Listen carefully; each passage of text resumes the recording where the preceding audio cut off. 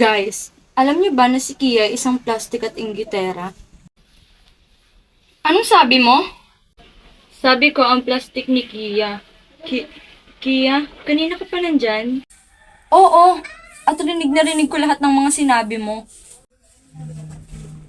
Oh, bakit? Totoo naman ah, nakita ko kayo ni Kurt na magkasama at dala-dala pa niya yung bag mo. Ha? Ako?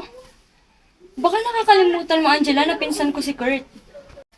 Ah, ano? Pinsan mo si Kurt? Oo. So ngayon, sabihin mo, sino sa atin ang plastic at inggitera? Kia, I'm sorry. Bitiwan mo ako. Sorry? Matapos mong sabihin sa kanila na plastic ako at inggitera?